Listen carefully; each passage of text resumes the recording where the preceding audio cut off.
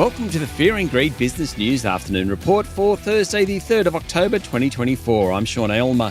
Every afternoon, we've got the 5 stories that happened today that you need to know about. Story number 1, the S&P ASX 200 closed flat to 8,205 points, with shares in commercial property groups rising following an upbeat assessment from investment bank Barrenjoey.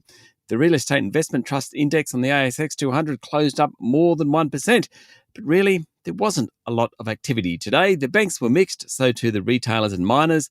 Westpac is set to make more than $1 billion in proceeds from the sale of its auto finance loan book to fellow ASX-listed Resimac Group. Westpac's share price fell 1% today. Sigma Healthcare share price keeps running, up 7% today. It's now jumped more than 50% since it gave an undertaking to the ACCC about its deal to merge with Chemist Warehouse. And a note from Goldman Sachs suggested investors switch from Guzman y Gomez shares to Collins Foods, owner of KFC. That pushed the share price of Collins up more than 2% and Guzman down 5%. Mind you, Guzman's share price is still more than double its listing price back on June 20. Story number 2, as the crisis in the Middle East worsens, pro-Palestine organisers in Sydney have dumped plans to hold a rally to mark the 1-year anniversary of the Hamas invasion of Israel. Earlier today, New South Wales Premier Chris Minns said any protest shows no sympathy for the fact that this was a terrible terrorist incident in Israel and there are people who are grieving, and it would be distasteful at best. He made an application to stop the protest ahead of the organisers' decision to pull the plug.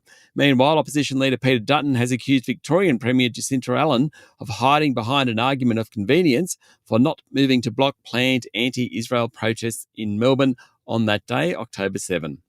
Story number 3, canned food group SPC is heading back to the ASX with a reverse takeover of Original Juice Co.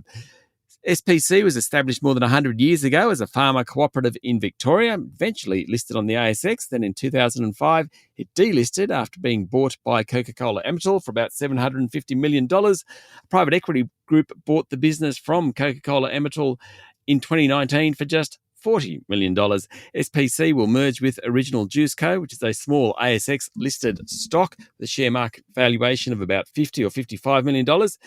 It will then spend $50 million to acquire Nature One Dairy's infant formula and powdered milk business. Combined, annual revenues will be about $400 million or thereabouts.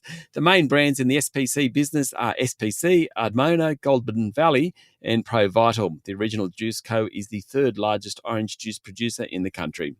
Story number 4, the Namoi Cotton Louis Dreyfus takeover saga, which we thought had ended yesterday, continues.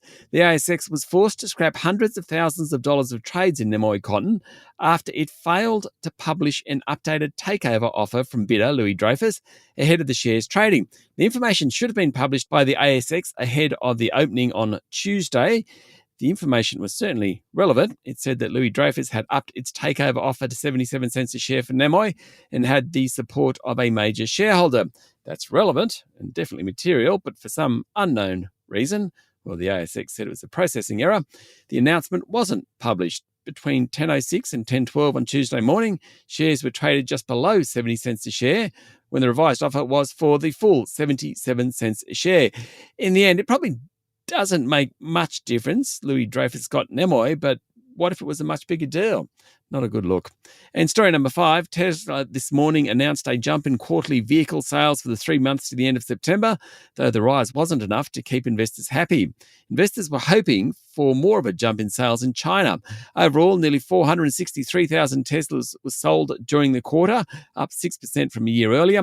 Tesla's share price fell 3.5%, having earlier dropped more than 6%.